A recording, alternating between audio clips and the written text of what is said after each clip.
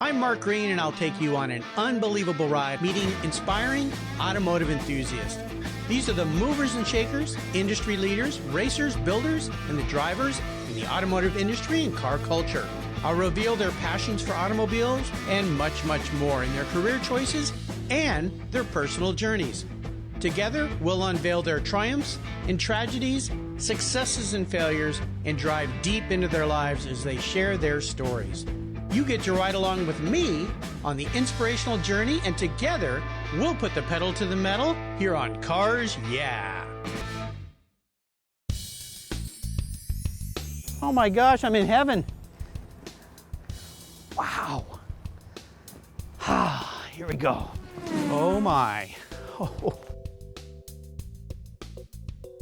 Mark, hey, my friend. Man, good to see you. It's been a long time. The girls are all standing around waiting for you, as you can see. I mean, any color you want, black, blue, we've got them all here. I knew I was coming to heaven. All the keys are in them, right? 100%, Mark. Okay, all going good. home to your garage. Well, good. Well, I can't wait to sit down and talk with you, but first we're going to go around and look at some cool cars, but I kind of like your shirt. Maybe we could get me set up with I think we could do something about shirt. that. Okay. We could do something Let's go about check that. it out. Let's go through. All right.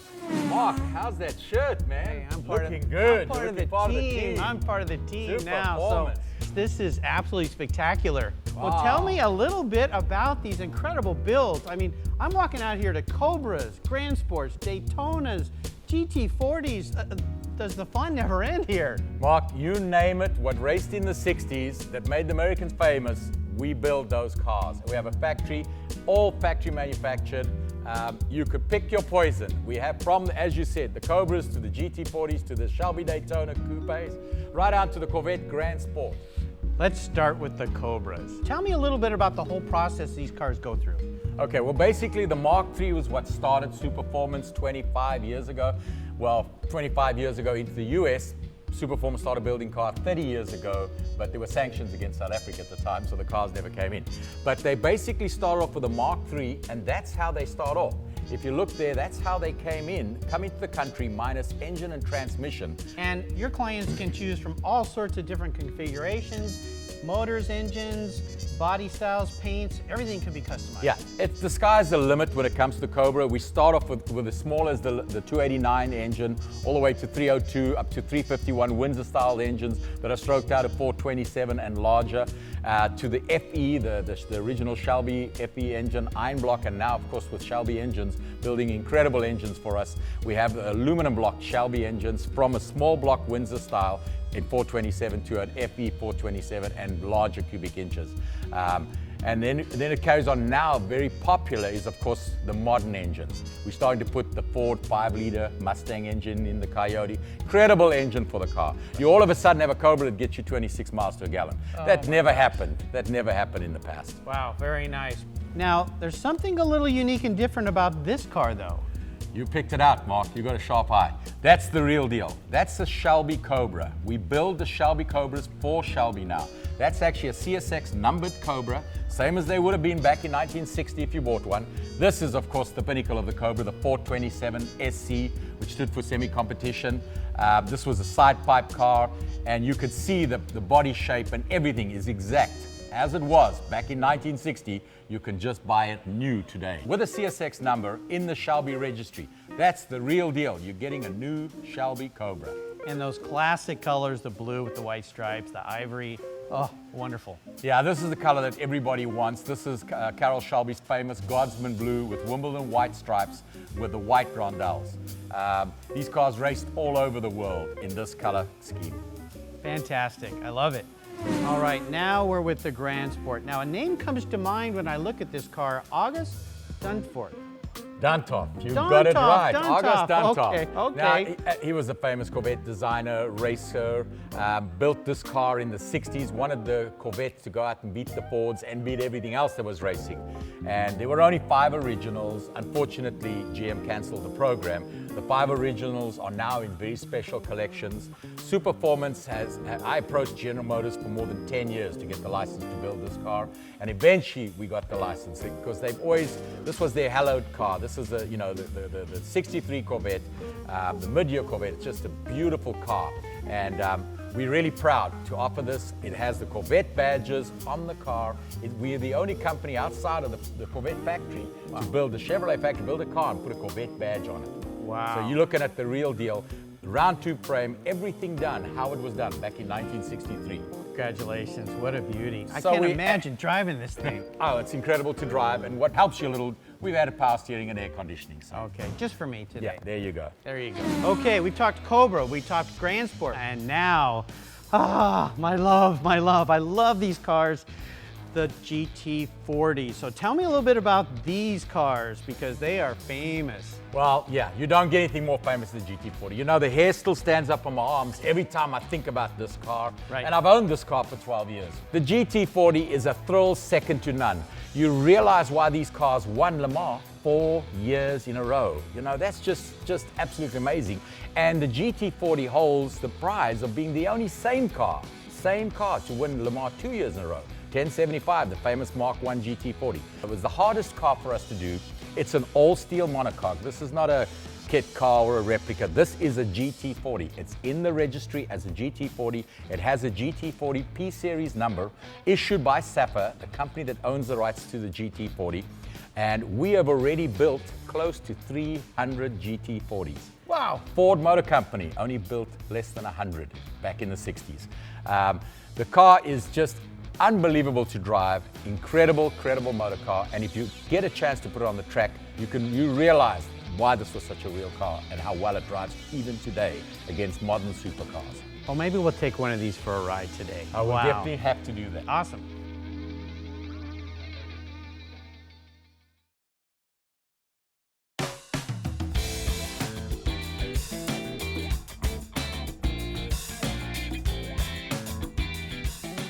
So Lance, you've shared a few of these incredible cars with me, but when you were a guest on my podcast, you told me some stories about coming to this country, starting this company, absolutely fascinating story. So I want to go back and sit down and learn more about the history of the company, about you, your family, and what you've done there. So can we go have a seat? Yes, come through. Okay, let's go. All right. So Lance, this is the way you get to walk to your office every day.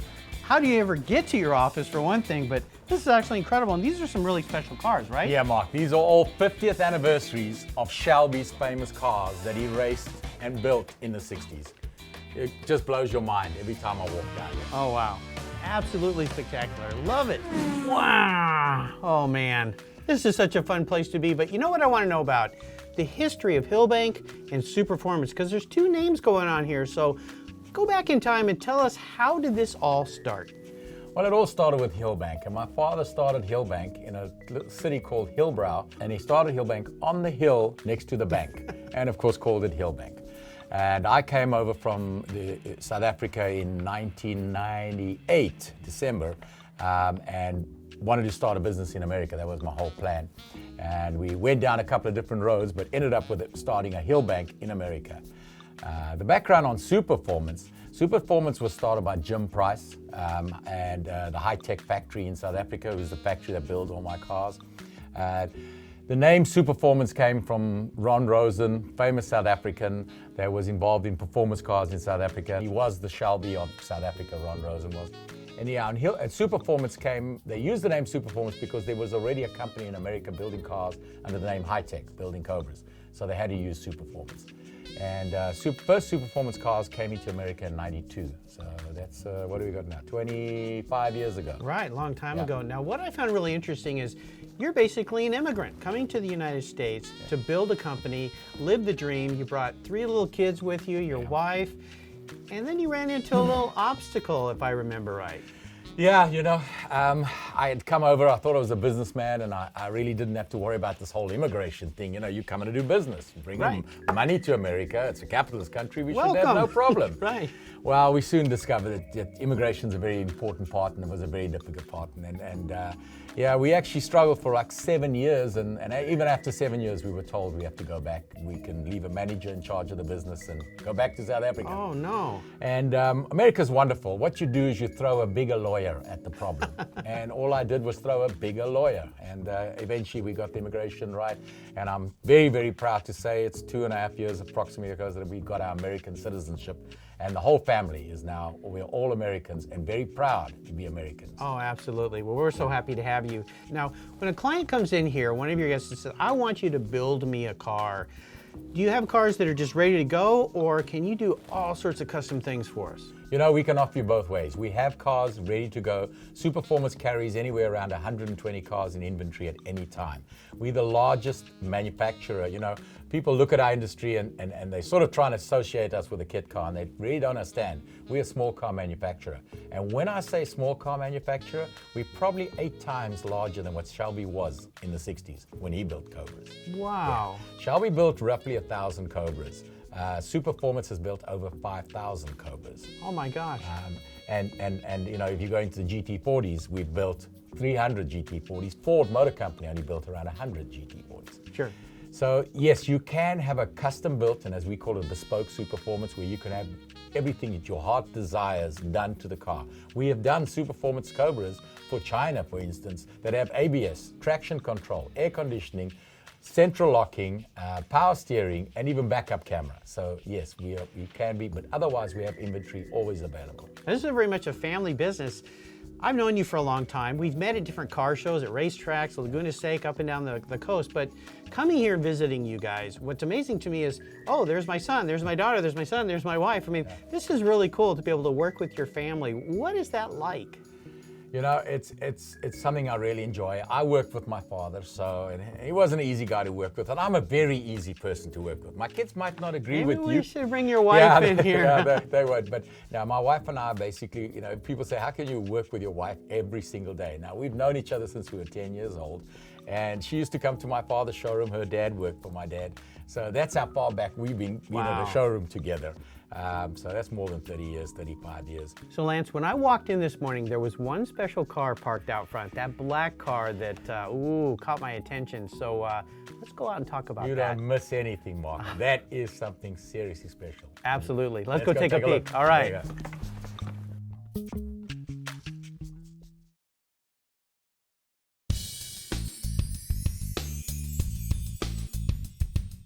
Well, Mark, I see you found it. Oh, you know, when I walked in here today, this car caught my eye because there are some details and things on this car that conjure up some real great history, I think. And you got somebody who works here that can tell us a lot about this car, right? I do. This is Rich MacDonald, and his father raced these cars back in the 60s. Mark. Rich MacDonald, so good to meet you. Your dad. You look great in that car. I know about your dad. Oh my gosh, what a history. Oh, thanks Tell very us much. about this car. He used to run these cars, and what you're sitting in right now is one of our new limited edition Shelby Sebring Cobras. Only 15 of these cars are going to be made. And they pay tribute to Carroll Shelby's legendary 1963 Cobra.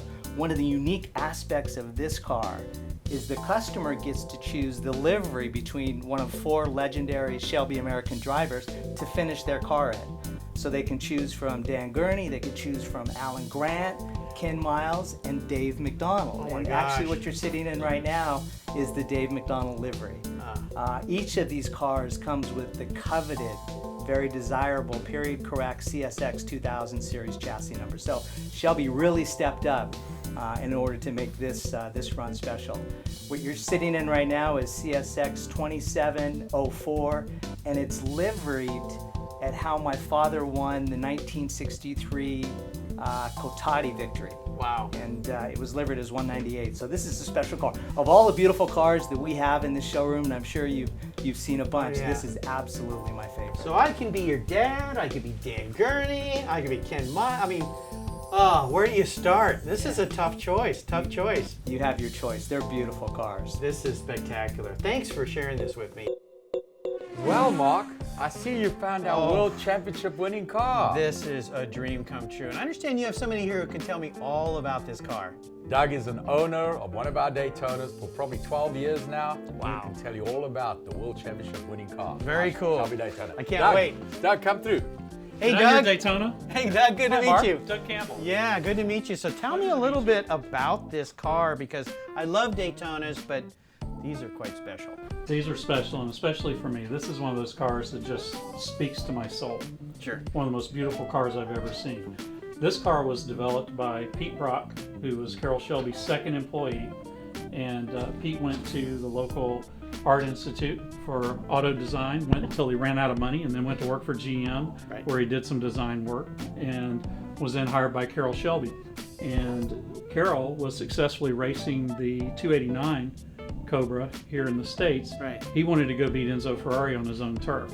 The problem is the longer racetracks in Europe, the Cobra was an aerodynamic brick. It was all done at 160 miles an hour. Right.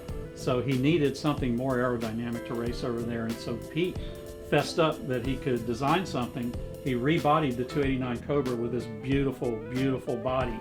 And they went out to Riverside after just 90 days of design and development. I mean, soup to nuts, 90 days. They had an all done car, went out to Riverside, ran 188 miles an hour at Riverside. Then Carroll believed he had something that could go do it. Absolutely. So first year out, they won their class at Le Mans. They were leading overall toward the end of the race, and got a rock in the oil cooler so that he kept coming in to change the oil and cool the car down, but still won the GT class overall. And then in 65, they got the crown. They're still the only car to beat Ferrari for a world GT title. They Yeah, did that in Pete was a guest on my podcast, and we talked at length about this car. He talked about the very unique back end. He did some studies of German aeronautics, I believe it was. It's a German bus design Yes. by a guy named Cam, K-A-M-M. So Okay. it's called the Cam Tail. There you go. And even Carroll, while they were designing the car, he looked at it. He had an aerodynamicist come out from one of the local aerodynamics companies, aeronautical engineer. Right. And the guy looked at Pete's design and said, "This will never work. You need to bring the tail out another 3 feet to a point." And Pete's like, "No, no, no." Carroll said, "Your job's on the line. If this doesn't work, you're done." Yeah. And you know how Carroll was, right? Yeah. So, again, they went to Riverside, proved the point that the camtail was the way to go, and really set a design standard for the industry back then. It's a wonderful story, and Lance back there having some fun with the camtail. Yeah. Yeah. This is a dream come true. So I can't imagine what it must be like to drive a car like this. It's amazing. You know, I saw this car. I never knew what a Daytona coupe was. Tom Cotter did an article on the car at Road and Track back in early 2005. I saw it and it was like I was struck by lightning. Most beautiful car I've ever seen. Absolutely. So I looked up Lance, came to see him, put my money down, ordered one. Over 50,000 miles later and a lot of track days, I'm still loving my car. Wow.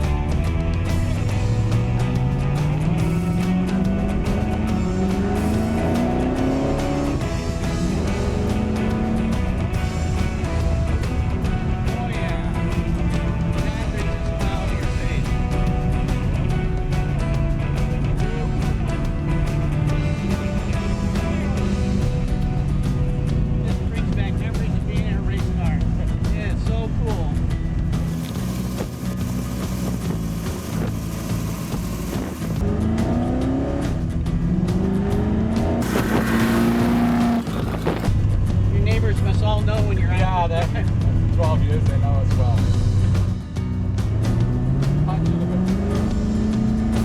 And every gear feels like first gear. Yeah, yeah. What should you say? It's not, it's all first gear. That's really incredible. I always dream about being on the track in this thing.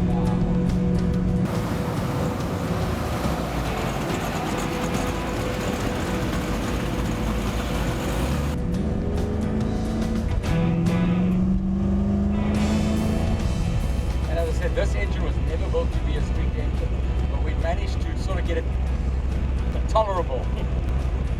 Might not want to commute in LA traffic, Yeah.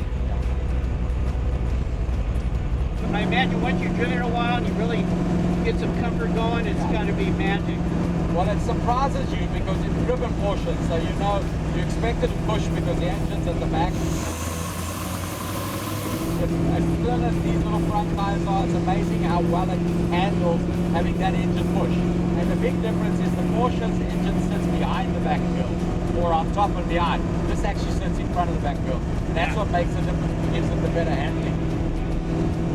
Well, and handling mid-engine, Yeah. magic. Yeah.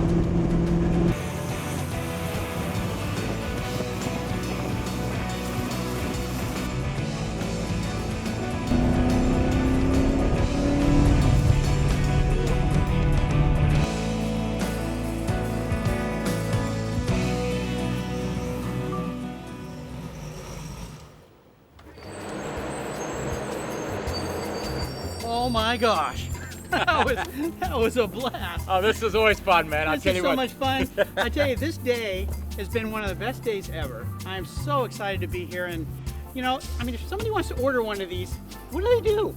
Oh, Mark, all they have to do is go online, Hillbank USA, Superformance.com. You'll find us. We all over. There's over 5,000 owners. So let them just take a look at Hillbank USA or Superformance.com. There you go. Well, you know what? Thanks for an awesome day.